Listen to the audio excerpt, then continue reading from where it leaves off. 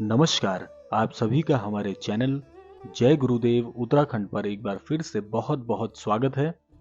जैसा कि आपने आज के विशेषांक का जो विषय है अवश्य पढ़ ही लिया होगा, तो आइए बिना समय व्यर्थ किए हुए लेकर चलते हैं आपको आज के अद्भुत विशेषांक की ओर। आज का यह विशेषांक हमारे सभी दर्शकों के लिए एक बहुत ही अद्भुत जानकारी है और अधिकतम हमारे पास आने वाला सबसे ज्यादा जो प्रश्न पूछा जाता है वह यही है कि हम ईश्वर के प्रति बहुत आस्थावान हैं, ईश्वर के बताए मार्ग पर चल रहे हैं, महाराज जी से अद्भुत तौर पर जुड़े हुए हैं, महाराज जी की सारी शिक्षाओं को हम अपने जीवन में उतारने का प्रयास निरंतर करते रहते हैं, लेकिन उसके पश्चात भी हमारे जीवन में जो दुख हैं वो निरंतर आते जाते हैं। हमारे दुख समाप्त नहीं हो रहे हैं, हमारे कर्मों पर भी हम बहुत ध्यान देते हैं, हमारे कर्म भी बहुत अच्छे हैं, लेकिन उसके फलस्वरूप भी हमारे जीवन में कष्टों का जो आगमन है या कष्टों की पुनरावृत्ति है वह निरंतर चलती जा रही है। इन कष्टों का अंत नहीं हो रहा है। तो बहुत से प्रश्न हमारे पास आते हैं इसी के समांतर, जिसमें अनन्य दर्शक यही जानना चाहते हैं कि ऐसा क्यों हो रहा है। और आप में से भी काफी जनों के मन में यही प्रश्न होगा कि ऐसा क्यों होता है। हम ईश्वर के प्रति आस्थावान हैं लेकिन फिर भी जीवन में दुख नहीं कट रहे हैं। इस पर महाराज जी का एक वृतांत आपको सुनाता हूं। आज का जो वृतांत है यह श्री कैंची धाम से ही संबंधित है।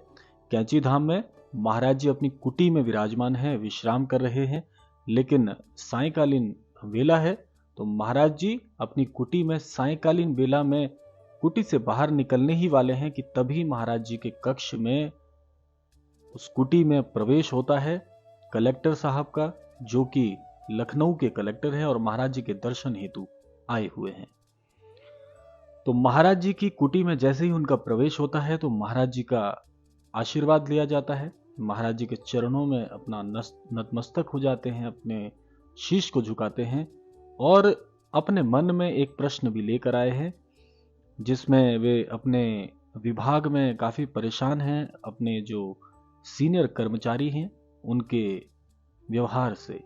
तो मन में यह प्रश्न था। महाराज जी अचानक ही उनको आशीर्वाद देने के पश्चात बीच में ही महाराज जी कहने लग जाते हैं कि जब जीवन में हम अच्छे कार्य करने लगते हैं और सही मार्ग पर चल रहे होते हैं, ईश्वरीय मार्ग पर चल रहे होते हैं, तब भी जब जीवन में कष्ट आए तो समझ लो यह कष्ट ईश्वर की मर्जी से आ रहे हैं, इसमें हमारा कोई दोष नहीं है। और एकाएक ही महाराज जी एक पंक्ति जो कि बहुत मेरे हृदय के बहुत करीब है, उसी पंक्ति को उन कलेक्टर साहब के सामने कहने लग जाते हैं कि होई वही जो राम रचि राखा,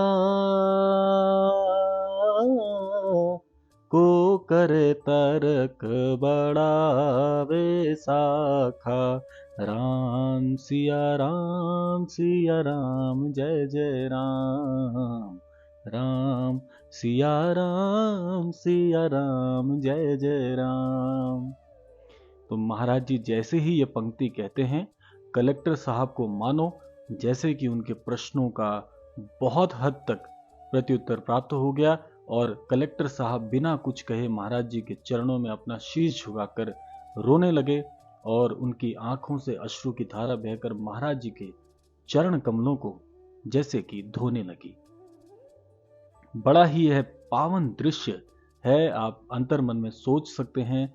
कोई भक्त जो बहुत समय से पीड़ित है और एकाएक ईश्वर के दर्शन होने के साथ साथ जैसे ईश्वर से उसे उसके सवालों के सभी जवाब मिल गए हों, ऐसा वह दृश्य है। तो ऐसा ही कुछ महाराज जी की कुटी में उस दिन अद्भुत हुआ। अब आप सभी के प्रश्नों का उत्तर मैं इसी पंक्ति से देना चाहूंगा, क्योंकि महाराज जी जब भी कोई संदेश किसी अनन्य भक्त को देते हैं तो वह संदेश सारी सृष्टि के कल्याण का एक कारण बन जाता है। अब आपके प्रश्नों का उत्तर इसी क्रमांक से आपको मिलेगा, इसी घटना से, इसी संदर्भ से मिलेगा। वह ऐसे है कि यदि आप अपने कर्मों पर ध्यान देते हैं या ध्यान देने लगे हैं और आप प्रयास कर रहे हैं कि आपके जीवन में जो कुछ भी हो वो ईश्वर की कृपा से बहुत अद्भुत हो। हर कोई ऐसी चाह रखता है और मेरा पूरा विश्वास है जितने भी हमारे अनन्य दर्शक हैं हृदय से बड़े ही कोमल हैं, क्योंकि जो महाराज जी की शिक्षाओं को अनुसरण करना चाह रहे हैं या महाराज जी से जुड़ना चाह रहे हैं वे अपने आप में एक दिव्य आत्मा है। क्योंकि ईश्वर के करीब भी वही जन जाते हैं जो ईश्वर को सर्वप्रिय होते हैं। तो हमारे सभी दर्शकों की तरफ से मैं यह महाराज जी के चरणों में क्रमा को समर्पित करूंगा कि जितने भी अनन्य दर्शक आज महाराज जी के इस क्रमा को सुन रहे हैं तो वह स्वयं को एक बात पर पूरी तरह से आश्वस्त कर लें कि आप सभी महाराज जी के बहुत बहुत करीब हैं। क्योंकि महाराज जी के क्रमांक भी यदि आप सुन रहे हैं, उनको देख रहे हैं, इसका सीधा सीधा आशय यह है कि महाराज जी की तरफ से ही प्रेषित ये सारी जानकारियां आपको मिल रही हैं। क्योंकि महाराज जी तो माध्यम, अपना जो भी कार्य होता है वे किसी न किसी माध्यम से पूर्ण कर ही रहे हैं। तो इसलिए आप सभी भी दिव्य आत्माएं हैं जो महाराज जी के इस क्रमांक को सुन रहे हैं। क्योंकि महाराज जी से जुड़ने वाला प्रत्येक अनन्य भक्त महाराज जी की मर्जी के बिना उनको ना तो जान सकता है, ना तो उनसे जुड़ सकता है।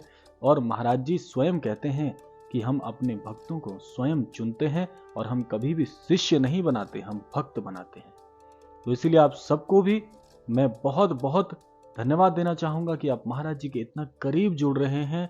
और आप सभी भी जो महाराज जी के करीब जुड़ रहे हैं निश्चित तौर पर वे अन्य जनों के लिए भी सदैव कार्यरत रहेंगे और उनके विषय में भी अवश्य सोचेंगे। तो यह था आज का जो मैंने आपको संदेश महाराज जी की इस कथा से देना था। अब दूसरी एक बात यह आती है कि अब जब आपके जीवन में जब दुख ही दुख आ रहे हैं, आप सब कुछ अच्छा कर रहे हैं, तो इसका एक आशय यही है कि जो कुछ भी हो रहा है अब ईश्वर की मर्जी से हो रहा है आपके जीवन में। क्योंकि देखिए कर्म तो प्रधान है ही, कलयुग में आपने जन्म लिया है तो कर्म प्रधान है, आपको कर्म से ही जीवन को चलाना होगा। लेकिन यदि आपके कर्म भी सही हैं, आपकी बुद्धि, आपका विवेक भी सही कार्य कर रहा है, क्योंकि सबसे बड़ा ईश्वर आपका मन है। आपका मन यदि किसी कार्य को करने की गवाही दे रहा है और वह कार्य सही है, अनुचित नहीं है, तो इसका मतलब अब जो उसका परिणाम यदि आपको दुखित करने वाला मिल रहा है तो इसका मतलब ये अब इस कर्म प्रधान से हटकर ईश्वर की मर्जी से हो रहा है। और आप जानते ही हैं कि ईश्वर जो कुछ भी करते हैं निश्चित तौर पर सब कुछ सही करते हैं, आपकी भलाई के लिए करते हैं। आज यदि आपको ईश्वर के इस निर्णय से यदि आप नाखुश हैं, आपको लग रहा है कि जो भी कुछ आपके साथ घटित हो रहा है ये सही नहीं हो रहा है, तो आप इसको आज का सोच कर मत चलिए, आप सबसे बड़ी भूल कर रहे हैं। क्योंकि बाद में ईश्वर जो करते हैं उसका जब परिणाम आपको मिलता है तब आपको वह बात समझ में आती है कि नहीं, जो हो रहा था अभी वर्तमान में वह आपकी भलाई के लिए था। क्योंकि आज जो आपको गलत दिख रहा है, यदि आप सही हैं, इस बात को रेखांकित करिएगा, मैं दोबारा से दोहरा रहा हूं, आज यदि आपके कर्म अच्छे हैं, आपकी बुद्धि विवेक आप कार्य करने की गवाही भी दे रही है, आपका मन भी कहता है कि आप गलत नहीं कर रहे कुछ भी, फिर भी जीवन में यदि कष्ट आ रहे हैं तो आप याद रखिएगा कि आज वर्तमान में जो आपको स्थिति दिख रही है, आपको लग रहा है कि ये अन्यायपूर्ण स्थिति आज आपके साथ हो रही है, तो आप इसको केवल आज का परिणाम मत समझिएगा, आप इसको आज का परिणाम समझने की गलती मत करिएगा। क्योंकि जैसे जैसे समय बढ़ता जाएगा ईश्वर जो आपको दिखाना चाह रहे हैं वे बाद में आपको एक स्पष्ट रूप से एक घटना बनकर आपके सामने जरूर आएगा और तब वह आपके हक में होगा। क्योंकि मनुष्य अवश्य हमेशा हमेशा पछताता है। आज ईश्वर के इस परिणाम को देखकर यदि आप दुख का अनुभव कर रहे हैं तो यह केवल आज के लिए स्थिति नहीं है, ये आने वाले समय में स्थिति आप ही के पक्ष में होने वाली है। क्योंकि ईश्वर कभी उनका बुरा नहीं करते जो सही कर्म कर रहे हैं, सही सन्मार्ग पर चल रहे हैं, दूसरों को दुखी नहीं कर रहे हैं अपने कार्यों से और ईश्वर के प्रति आस्थावान भी हैं। यदि आप बिल्कुल सही हैं और आज आपके साथ परिणाम बिल्कुल विपरीत आपको प्राप्त हो रहे हैं तो आप ये मत समझिए कि ये वर्तमान की स्थिति ही ऐसी रहने वाली है, इसमें परिवर्तन नहीं होगा, ऐसा मत सोचिए। आप गलत होंगे, बाद में पश्चाताप करना होगा। ईश्वर को आप होता है जब विपरीत स्थिति आती है तो हम कई बार ईश्वर को भी अपशब्द कह देते हैं और कठोर पूर्ण शब्दों का इस्तेमाल करके हम बाद में लज्जित अवश्य होते हैं। क्योंकि तब हमें समझ में आता है कि जो आज वर्तमान में उस दिन उस समय हो रहा था वह तो केवल अस्थाई था, लेकिन जब बाद में परिणाम आप देखते हैं तब लज्जा आती है, आपको लज्जित होना पड़ता है ईश्वर के प्रति कहे गए कठोर वचनों से। इसलिए ईश्वर सर्वशक्तिमान है, बाबा जी सर्वशक्तिमान है, वे सब कुछ संभव कर सकते हैं। लेकिन आज यदि बाबा को आप अपनी आस्था प्रेषित कर रहे हैं, सद्भाव कर रहे हैं, श्रद्धा आपकी मजबूत है महाराज जी के प्रति, लेकिन आज परिस्थितियां आपके वश में नहीं है, बहुत ही अन्यायपूर्ण लग रही हैं, तो यह बिल्कुल मत सोचिएगा कि समय परिवर्तन नहीं होने वाला। सही कर्मों का सही नतीजा ही होता है। अच्छाई अच्छाई ही रहती है, बुराई बुराई ही रहती है। बुराई को आप अच्छा नहीं कह सकते, और अच्छाई आप कितनी भी कर लीजिए, आपको चाहे कोई कितना भी बुरा कह ले, अच्छाई को आईना दिखाने की आवश्यकता नहीं होती। जो अच्छाई होती है वह स्वयं एक प्रमाण होती है। तो इसीलिए आज मेरा ये जो संदेश था उन सभी के लिए था जिनको ऐसा अनुभव हो रहा है कि हम हमेशा अच्छा करते हैं, दूसरों के प्रति ईमानदार रहते हैं, दूसरों के लिए कभी बुरा नहीं सोचते ना बुरा करते हैं, लेकिन दुख हमें ही क्यों मिलता है।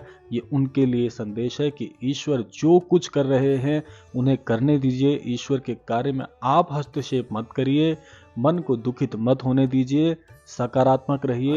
ये जो आज स्वस्थ स्थिति आप रहें, अनुभव कर रहे हैं, बड़ों का आदर ये करेंगे सच्चाई और नहीं ईश्वर है, के प्रति ये आस्थावान अस्थायी रहेंगे। रूप से इसी है। कामना के साथ बहुत मिलते हैं जल्दी अगले जब आपको क्रमांक में। स्थायित्व तब तक प्राप्त के लिए होगा, जय तब श्री आपको राम, जय समझ में गुरुदेव, आएगा जय कि उत्तराखंड। आज जो ये बुरा समय चल रहा था यह भी मेरी भलाई के लिए था, और बहुत जल्दी ये गुजरने वाला है। आप अपने मन को मजबूत बना लीजिए, यह समय ऐसा नहीं रहेगा। आपको मेरी बात पर विश्वास हो जाएगा बहुत शीघ्र। तो आप अपने मन को दुखी मत करिए। अगर परिस्थितियां अनुकूल नहीं है, प्रतिकूल हैं, तो मन को समझा लीजिए कि यह समय है, गुजर जाएगा। ईश्वर जो कर रहे हैं उन्हें करने दीजिए, क्योंकि ईश्वर कभी किसी का बुरा नहीं करते।